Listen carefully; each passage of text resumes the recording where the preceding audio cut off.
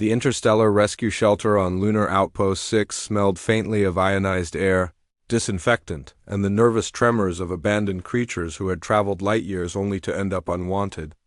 Sarah Morgan stepped through the automated doors, her boots clicking lightly across the polished alloy floor.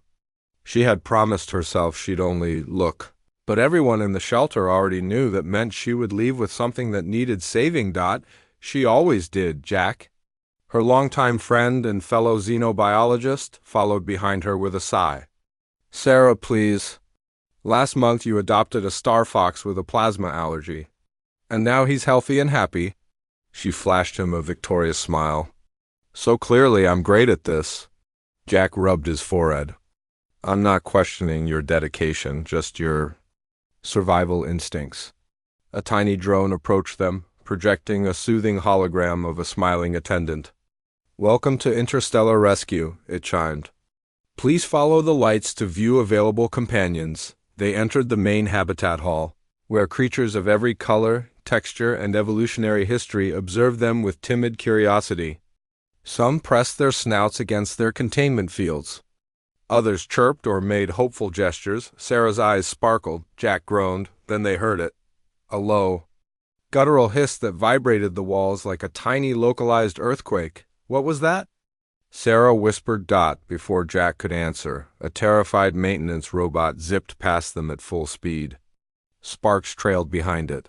That, Jack said, is the reason I tried to keep you home? A shelter worker appeared from behind a reinforced door, holding a scorched clipboard and looking near tears. Are you here to adopt? Sarah smiled confidently. Maybe. What's that noise? The woman shuddered. The Varkasi strixling, the most hated creature in the entire shelter, possibly the entire quadrant. It bites, it spits.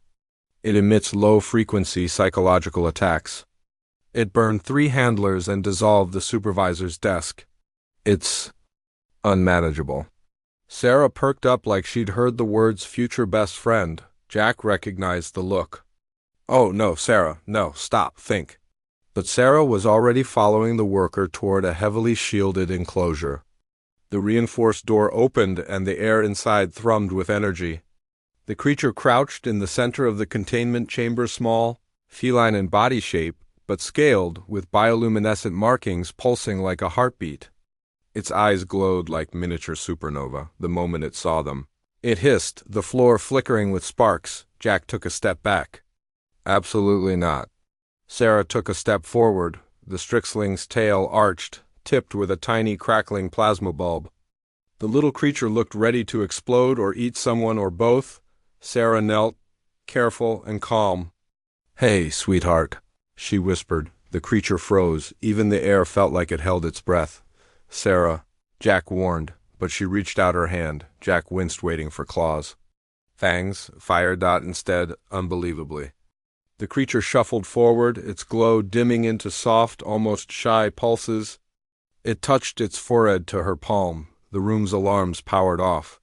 The floor stopped vibrating. The creature purred. The shelter worker dropped her clipboard. What how why? Sarah smiled, brushing her fingertips over the strixling's scales. Because she's not dangerous. She's terrified. Jack stared. Sarah, that thing has a kill rating. Everyone acts like a monster when they've been treated like one. She murmured. The strixling climbed into her lap. The worker fainted. 2 weeks later, Jack stood in Sarah's apartment, hands on hips, staring at the transformed living room. The furniture floated a few centimeters off the floor. The wall console flickered with alien glyphs. The refrigerator hovered, rotating slowly. Sarah, he said, your cat is rearranging gravity again. Sarah looked up from her datapad. She's practicing. Practicing what? Emotional regulation. From the couch, the strixling blinked innocently. When emotionally distressed, she created micro-singularities. When happy, she broke the laws of physics in more cheerful ways. Sarah tossed her a glowing kinetic orb. The alien cat leaped, somersaulting through the air with impossible grace, catching the orb and landing silently. A proud chirp escaped her. Jack stared in disbelief. I'll never understand why she listens to you. Sarah shrugged. Maybe no one ever spoke to her like she was worth listening to. The creature curled against her, purring loudly enough to rattle window frames. 3 weeks later at 0300 hours, Lunar Outpost 6 shuddered under the impact of an unexpected breach. Sirens wailed across the colony. Sarah and Jack ran toward the defense deck as armored troopers scrambled into formation. A hologram displayed the threat. Jack's blood ran cold. "Sarah, is that—" "Yes," she whispered. "A Varkassi war fleet." The Strixling at her feet growled softly. General Coburn stormed into the room. "We've received a transmission demanding we return the royal heir of the Strixline Dominion or face annihilation." Jack blinked. "Royal what?" Everyone turned to Sarah's small, glowing, chirping cat. The Strixling lifted her head regally. Sarah whispered, "Oh, stars. I adopted a princess." The colony shook as the fleet charged weapons. Troopers panicked. Then the little alien princess floated upward, glowing brighter than ever, her markings swirling in brilliant gold. She pressed her forehead to Sarah's, sharing a pulse of silent meaning. "What is she saying?" Jack asked. Sarah smiled softly. "She says she chooses us." The room brightened, heat swirling like a protective embrace. A burst of energy surged outward, passing through walls, towers, and finally into open space. On the screens, the Varkassi fleet powered down in shock. Bright symbols shimmered across their hulls, an ancient royal decree. Jack squinted. "What is that?" Sarah translated quietly. "She claimed asylum and gave protective dominion to humanity." General Coburn nearly collapsed. "We are under the protection of the most feared empire in the sector." The princess landed gracefully at Sarah's feet and flicked her tail proudly. 1 month later, peace treaties were signed. Trade routes opened. Humanity was now allied with one of the most powerful species in the galaxy. And every diplomat wanted to meet the little princes who had chosen a human caretaker. Sarah brushed the creature's scales as she curled in her lap. "See? You're safe now." Jack sat across from them, shaking his head.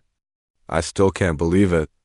You saved an entire species from war by adopting their most hated child." Sarah smiled. "No one's unlovable. Some just need someone who sees them."